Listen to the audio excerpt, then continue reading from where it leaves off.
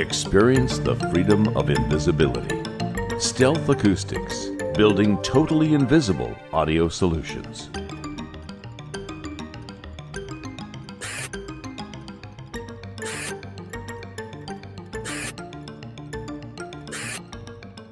All Stealth speakers are designed to fit into standard 16-inch on-center 2x4 stud bays.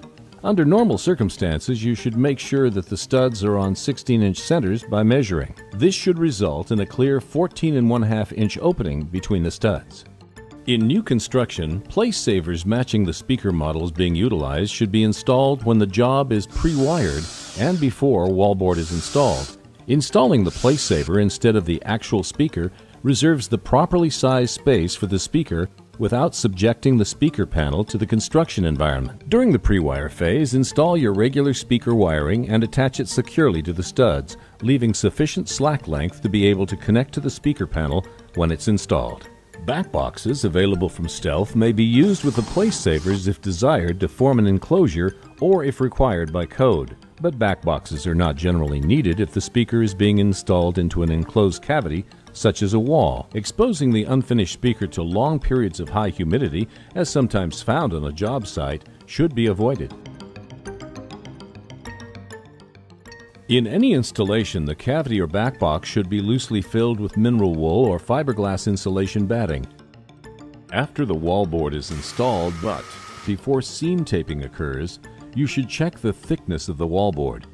If the wallboard is thicker than 1/2 inch, use the cardboard shims provided with the speaker, taping the shims to the rear of the speaker panel prior to installing the speaker in the wall.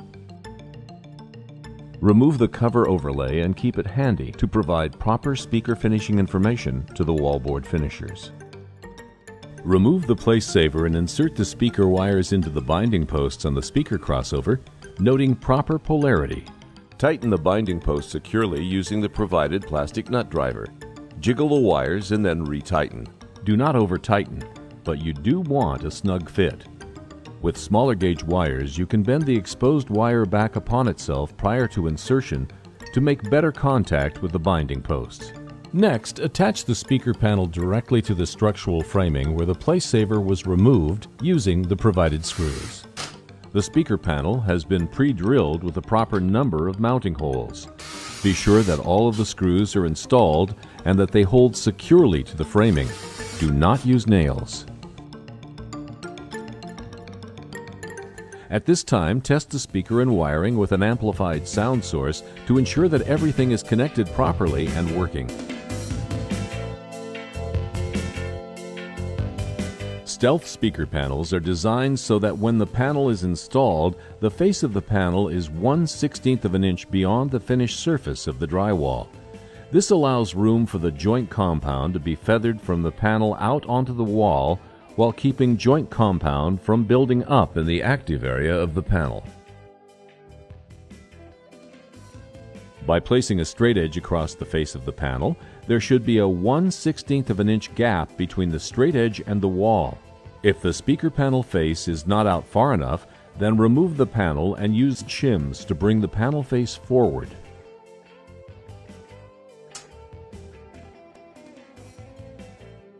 At this point, the speaker panel is ready to be finished in the same manner as any other wallboard segment. You may turn the final wall finishing over to a qualified wallboard professional, or you may continue with applying the taping, mudding, sanding, and final finishing materials yourself. Keep in mind that it is the quality of the final wallboard finishing workmanship that will determine the quality of the installation and true invisibility of the speaker. The following are some wall finishing tips. Apply self-adhesive nylon mesh tape onto all the seams between the speaker panel and the adjoining wallboard. Using standard or lightweight drywall joint compound, apply material over the taped seams using a good quality drywall trowel. Use as little material as possible, let dry, then sand thoroughly, removing any compound off of the panel face. Repeat this process until you have a smooth transition from the surface of the wallboard to the face of the speaker panel. When sanding, imperfections in the application of the joint compound appear. It usually takes a second or third application of joint compound and sanding to create a smooth and seamless finish.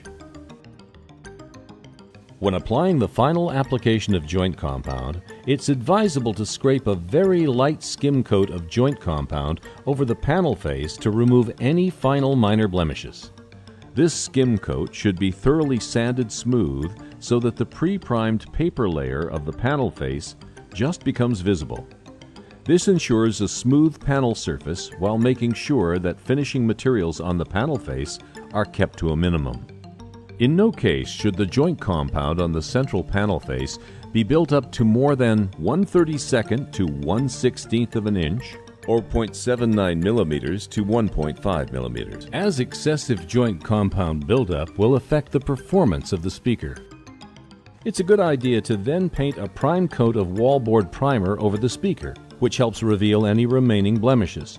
Fill and thoroughly sand any remaining visible blemishes. The speaker installation may be finalized using the same color materials as the rest of the wall, including light texture paint or normal weight wallpaper. Experience the freedom of invisibility.